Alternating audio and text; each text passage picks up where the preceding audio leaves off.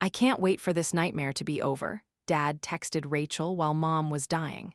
My hands shook as I read the messages, realizing he'd planned her replacement for months. I showed everyone the truth and watched his life implode. I never thought I'd be writing this, but I need to get this out somewhere because I feel like I'm losing my mind. My mom died 4 months ago after a long battle with cancer, and my dad has completely lost his damn mind. Or maybe he's finally showing who he really is. I'm Emma, 26F, and I work as a forensic scientist. My dad, Dave, has always been my hero, you know. The kind of guy who coached Little League, never missed a school play, always seemed to have his shit together. When Mom got sick 2 years ago, he was right there by her side every day. I thought he was the perfect husband and father, but something happened in those final weeks that I can't stop thinking about. Mom was in the hospital, barely conscious, and I was staying overnight to help with her care. Dad came in one morning and I heard him on the phone in the hallway. He was asking someone about shoe sizes. Women's shoe sizes. When I asked him about it later, he said he was ordering flowers and the florist needed to know Mom's size for some kind of arrangement. It seemed weird, but Mom was dying, so I didn't push it. She passed 3 days later. The funeral was beautiful, and Dad seemed genuinely devastated. He cried during his eulogy, talked about their 30-year love story, how lost he felt without her. I held his hand during the service and promised I'd help him through this. My younger brother Tyler and I both moved back home temporarily to support him. Here's where things get fucked up. 2 weeks after the funeral, Dad announced he was having an estate sale. He said keeping Mom's things around was too painful, that he needed a fresh start. I begged him to let me go through everything first, to save some pieces for Tyler and me. He agreed, and I spent hours carefully marking items with sticky notes: Mom's jewelry box, her photo albums, her favorite books, even some of her clothes that still smelled like her perfume. The estate sale happened while I was at work. I specifically asked Dad to make sure the marked items were set aside. When I got home that evening, everything was gone. Everything. The jewelry box I'd been promised since I was 12, the photo albums with pictures of our family vacations, even the quilt her mother made for their wedding. "I'm sorry, sweetheart," Dad said when I confronted him. "The sale people must have mixed things up. I tried to save what I could, but you know how these things go." I was devastated, but I believed him. He seemed genuinely sorry, and grief makes people do strange things, right? Then, 6 weeks ago, Dad sat Tyler and me down for a family meeting. He told us he'd been seeing someone, that he needed companionship during this difficult time. Her name is Rachel. She's 45 and she has a teenage son. He said they met through a grief support group and that she understood what he was going through. I was shocked but tried to be supportive. Dad deserved happiness, and if this woman was helping him heal, maybe it was a good thing. I asked when we could meet her.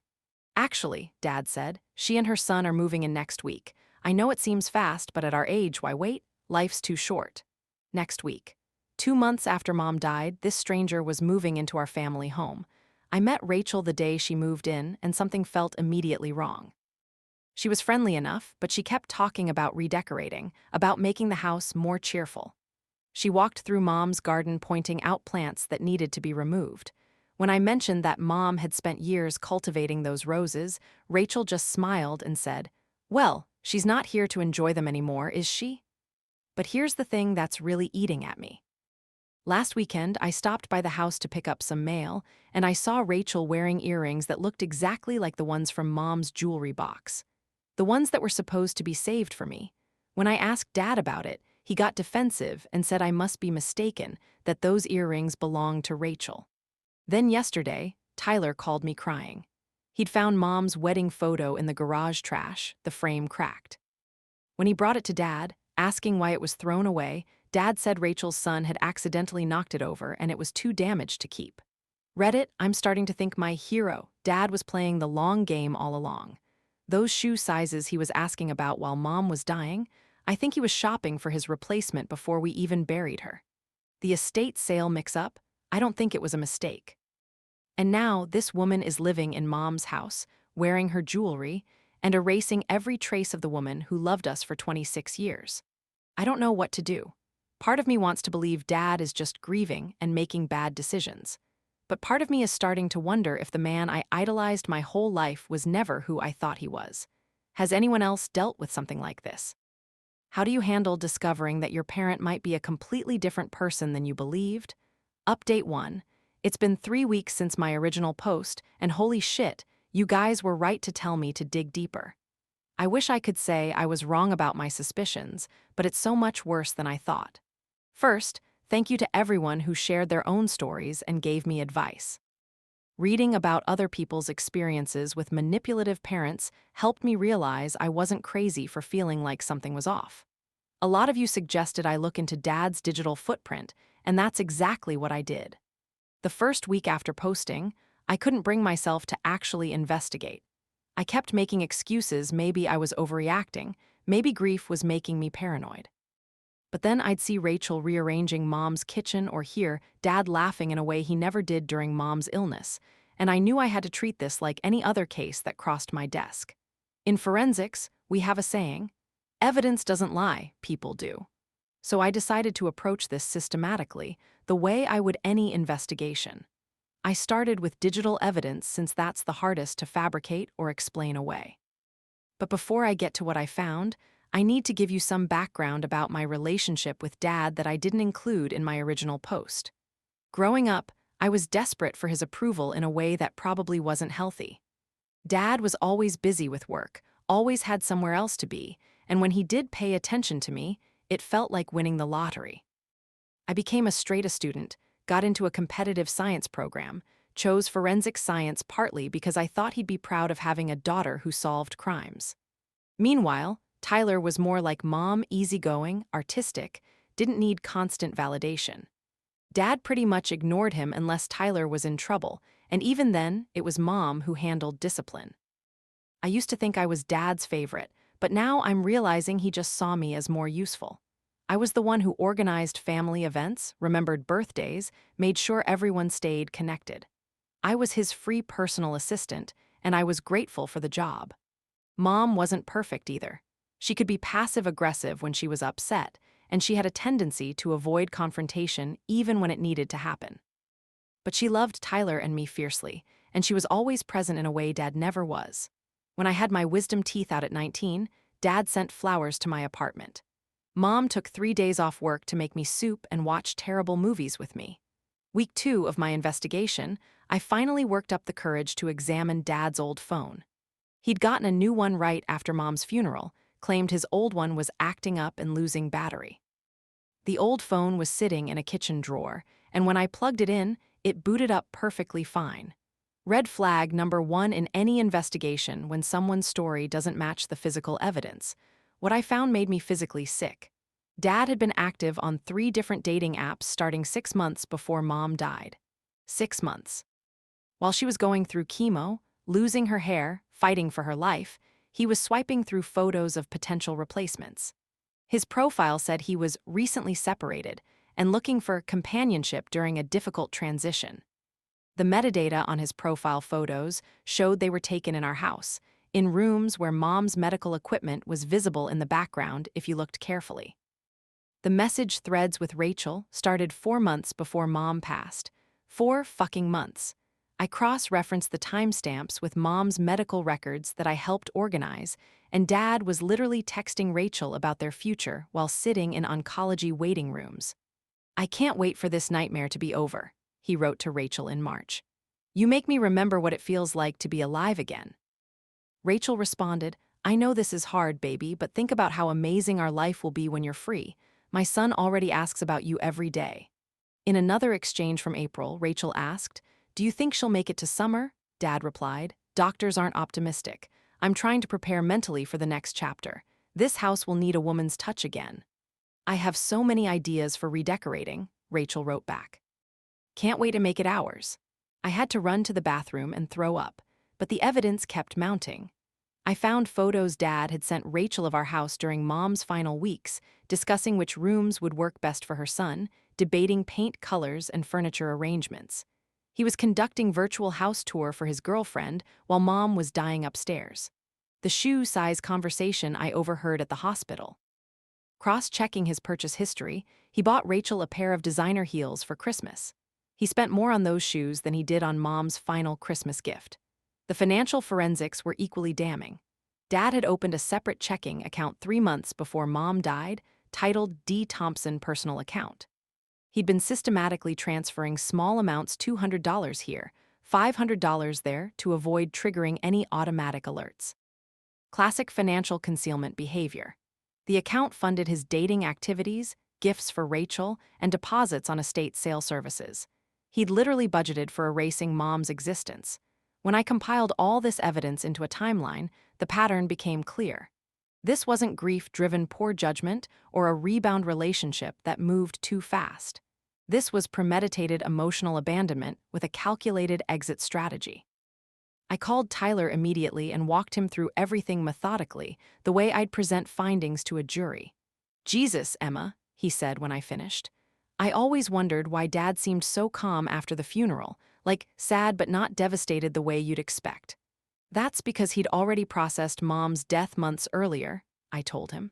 "Not the loss of her, but the inconvenience of having to wait for her to die." Tyler was quiet for a long time. Then he said, "Remember how Dad kept talking about moving forward and not dwelling on the past right after the funeral? I thought he was just trying to be strong for us. He was trying to fast-track our grief so we wouldn't interfere with his timeline," I realized. I also reached out to Mom's sister, Aunt Patricia, who lives in Oregon. I'd always sensed she didn't particularly like Dad, but I figured it was normal in law tension. When I presented her with my findings, she was quiet for a moment. "Emma, honey," she finally said, "I've been waiting 20 years for someone in your family to see what I've always seen." Patricia told me Dad had cheated on Mom early in their marriage, and she knew about it. Mom had confided in her, but begged her not to say anything because she was pregnant with me and didn't want to break up the family. "Your mother stayed because she thought it was better for you kids," Patricia explained. "She sacrificed her own happiness because she believed you needed a stable home, and your father knew exactly what he was doing. He'd undermine her confidence, make her feel like she was lucky to have him, like she couldn't survive without him." "Why didn't you ever tell us?" I asked.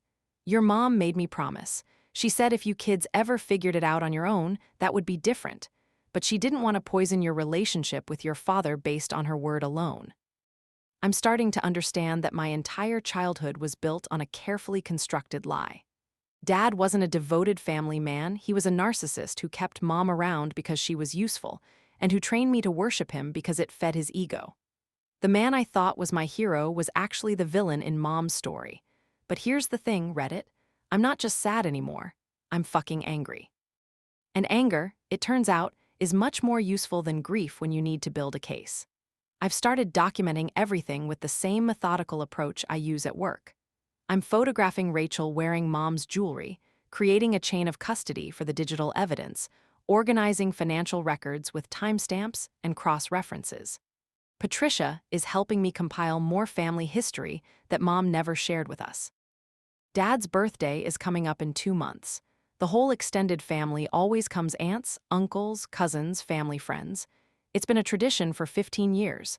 I'm thinking it might be time to present some evidence that's been hidden for too long. Update 2. 2 months have passed since my last update, and I'm finally ready to take action. The birthday party is this weekend, and I have everything I need to expose the truth. Let me catch you up on what's been happening. The week after my last post, Dad announced he and Rachel were taking a cruise to the Caribbean, a 2-week luxury vacation with Rachel's 15-year-old son Marcus. Tyler and I weren't invited, obviously. Dad said it was important for them to bond as a new family unit. While they were gone, I used my key to check on the house. What I found made my blood boil. Rachel had completely redecorated Mom's bedroom: new paint, new furniture, new carpet over the hardwood floors Mom loved. But the worst part was Mom's walk-in closet, now full of Rachel's clothes. Hanging prominently on the center rack was Mom's vintage pearl necklace, the one from the jewelry box that was supposedly lost in the estate sale. I took photos of everything. Detailed shots with timestamps, close-ups of the jewelry with serial numbers visible. My forensics training was definitely coming in handy. When they returned, Dad invited us over for dinner. Rachel was wearing Mom's sapphire earrings, the ones Mom wore to my college graduation. "Those are beautiful earrings," I said casually, my phone recording under the table. "Where did you get them?" "Oh, these old things? I've had them forever. Family heirloom from my grandmother. Rachel replied. They look exactly like ones my mom used to wear, I pressed. Dad jumped in quickly. Lots of jewelry looks similar, sweetheart. Your mom had good taste, but she wasn't the only woman who liked sapphires. I smiled and nodded, but internally I was screaming. These were literally mom's earrings. I had photos of her wearing them at family events going back 15 years. After dinner, I excused myself to use the bathroom but went to mom's old office instead. Hidden behind tax files, I found something that made my heart stop: a letter mom had written but never sent, dated 3 weeks before she died. Patricia, I know David thinks I don't notice, but I'm not stupid. I've seen the way he looks at his phone, the way he disappears for hours. I found receipts for restaurants I've never been to. I think he's seeing someone else, but I'm too tired to fight anymore. I just want Emma and Tyler to be okay when I'm gone. David will move on quickly, he always does when things get difficult. I need my children to know that I love them more than anything, even if their father makes them forget me. I called Patricia that night and read her the letter. She cried, then said, "Your mother was always worried about confrontation, always tried to keep the peace. But you're not her, Emma. You have her heart, but you have your own strength. Maybe it's time someone in this family fought back." I started reaching out to extended family members, ostensibly to invite them to Dad's birthday party. The responses were illuminating. Uncle Mike said he'd always thought Dad moved on suspiciously fast. Family friend Janet was more direct. "Seeing Rachel wearing your mother's jewelry at the grocery store last week made me sick to my stomach." Other people had noticed too. This was perfect. I spent weeks documenting everything: photos of Rachel wearing mom's pieces at public events, screenshots of Dad's social media timeline, copies of financial records showing his secret account. I created a comprehensive presentation, the kind I use in court. Patricia flew in yesterday to support me. "Are you sure you want to do this publicly?" she asked. "Once you expose him like this, there's no going back."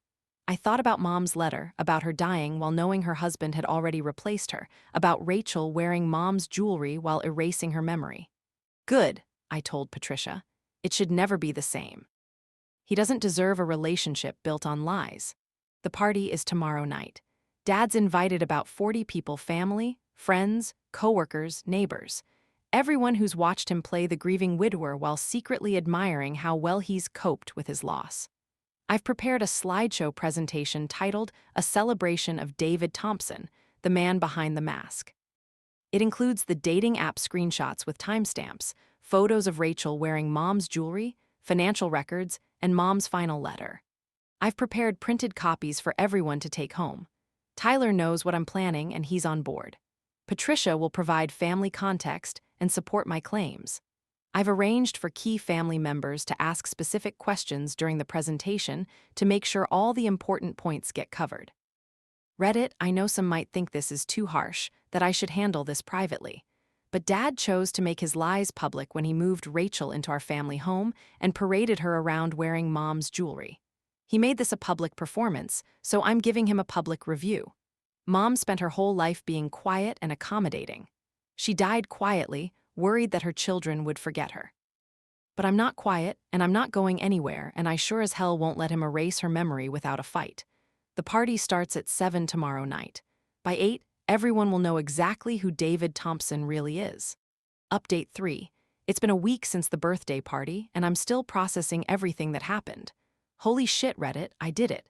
I actually fucking did it, and the fallout has been absolutely nuclear. The party started normally enough. People were mingling, Dad was playing the charming host, Rachel was working the room in mom's diamond bracelet like she owned the place. I waited until everyone had arrived and Dad called for attention to give his usual birthday speech. "Actually, Dad," I said, standing up with my laptop, "I prepared a little presentation for your birthday, a tribute to the man you really are." Dad looked confused but pleased. "That's so sweet, Emma. Everyone, my daughter put together something special." I connected my laptop to their TV and pulled up my slideshow. The title screen read, "A Celebration of David Thompson, the Man Behind the Mask." I watched Dad's face change as he read it. "This is a timeline," I announced to the room. 6 months before Mom died, Dad joined 3 dating apps. Here are screenshots of his profiles where he claimed to be recently separated. The room went dead silent. "Emma, stop this right now," Dad said, his voice tight. "This is Rachel," I continued, showing their message thread. They started talking 4 months before Mom died. Here's Rachel asking if Mom would make it to Christmas, and Dad responding that he was preparing for the next chapter. Uncle Mike stood up. Jesus Christ, Dave. Is this real? Here's more context, I said, advancing to photos of Rachel wearing Mom's jewelry. This is Rachel wearing Mom's pearl necklace, the one supposedly lost in the estate sale, and here she is tonight wearing Mom's diamond bracelet.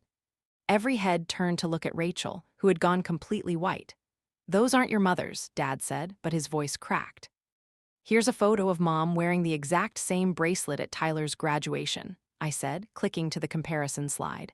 Same scratch on the clasp, same missing stone. Rachel suddenly stood up. I think there's been a misunderstanding. Dave told me these belonged to his first wife who died years ago. The room erupted. First wife? Mom was his only wife, Tyler said loudly. They were married for 30 years. You said your first wife died of cancer years ago and that Emma and Tyler were from a previous relationship, Rachel said, panicked. You said their mother abandoned them when they were kids. I actually laughed out loud. He told you what now? The room was chaos. Family members were shouting questions, Rachel was backing toward the door, and Dad looked like a cornered animal. Here's Mom's final letter, I said, clicking to the next slide. Written 3 weeks before she died. She knew about your affair, Dad. I read the letter aloud. By the time I finished, half the women in the room were crying. Aunt Patricia stood up. I should have said something years ago, she announced. Dave cheated on my sister early in their marriage, too. She stayed because she thought it was better for the kids. Here are the financial records, I continued, showing his secret account. Dad was funding his affair and planning the estate sale while Mom was in hospice care. Uncle Mike walked up to Dad and got in his face. You piece of shit. Sarah loved you. We all thought you were grieving and you were planning your next fucking wedding. Dad looked around the room at 40 pairs of angry, disgusted faces. Then he tried to make himself the victim. You don't understand what it was like, he said, voice breaking. Watching her die was the hardest thing I've ever been through. I was lonely, I needed someone to talk to. By planning your future together while Mom was still alive? Tyler asked. Rachel had been trying to edge toward the door, but Aunt Patricia blocked her path. Where do you think you're going? You're wearing stolen jewelry. I didn't know, Rachel said, fumbling with the bracelet. Dave told me his first wife wanted me to have these things. Take it off, Patricia demanded. All of it, right now. Rachel stripped off Mom's bracelet, earrings, and necklace with shaking hands and set them on the coffee table. Then she grabbed her purse and ran for the door. Rachel, wait, Dad called after her, but she was already gone. The party broke up quickly after that. Several family members hugged Tyler and me before leaving. I'm proud of you for telling the truth, Uncle Mike said. Your mom deserved better than this. Dad tried to talk to me as I packed up my laptop. Emma, please, I know this looks bad, but I loved your mother. I love you kids. I looked at him for a long moment. This man I'd worshipped my whole life, who I'd thought was my hero. You know what, Dad? I think you did love Mom in your own selfish way. But your love is conditional and self-serving, and that's not real love at all. Real love doesn't plan escape routes. Real love doesn't shop for replacements. I never stole anything, he said weakly. You stole Mom's dignity. You stole her final months of peace. You stole her memory by trying to erase her from this house. I picked up Mom's jewelry from the coffee table. But you know what you can't steal? The truth. And now everyone knows it. The aftermath has been intense. Dad's been calling nonstop, alternating between apologies and accusations. He's claiming I've destroyed the family, that Mom would be ashamed of me. But the family isn't destroyed, it's finally honest. Uncle Mike said he's been suspicious for months. Cousin Sarah admitted she never liked Rachel. Even family friends have been reaching out to offer support. Rachel moved out that night. According to neighbors, she packed her car and left with her son around midnight. Dad's been posting cryptic Facebook statuses about family betrayal, but mostly people are ignoring him. Tyler and I went to the house yesterday to collect more of Mom's things. We found boxes of Mom's photos that Rachel had packed away in the garage. We spent hours going through them, remembering Mom as she actually was. I'm glad you did it, Tyler told me. I was too scared to confront him, but you were right. Mom deserved someone to fight for her. I've been thinking about what this all means. For 26 years, I built my identity around being the daughter who could earn Dad's love through achievement and compliance. I thought if I was smart enough, successful enough, he'd finally see me as worthy. But Dad was never capable of the kind of love I was seeking. He's a narcissist who sees other people as supporting characters in his own story. Mom was the devoted wife until she became inconvenient. I was the accomplished daughter until I became a threat. I'm sad about losing the father I thought I had, but I'm not sad about losing the father I actually had. The man who could plan a new life while his wife was dying was never going to be capable of authentic love anyway. I'm in therapy now, working through 26 years of seeking validation from someone who was never going to give it. For the first time in my life, I'm not performing for anyone's approval. Mom's jewelry is sitting on my dresser now. I'm not ready to wear it yet, but I like knowing it's there. Sometimes I catch myself touching the pieces and remembering her hands, her laugh, the way she'd hum while cooking dinner. Dad texted me yesterday, "I hope you're happy. You've destroyed everything we built as a family." I texted back, "We never built anything as a family. You built a performance and I was just the opening act, but the show's over now." He hasn't responded. Read it, I know some might think I went too far. But Dad made his choices publicly when he moved Rachel into our home and paraded her around in Mom's jewelry. He made it a performance, so I gave him a review. I finally understand that seeking love from someone incapable of giving it was the real tragedy. Mom wasn't perfect, but she loved Tyler and me authentically. Dad's love was always conditional, always about what we could do for him. I'm done performing for that kind of love. I'm done making excuses for people who don't deserve them. I'm done protecting people from the consequences of their own choices. For the first time in my life, I'm free. Thank you, Reddit, for helping me see the truth and giving me the courage to act on it. Mom would be proud.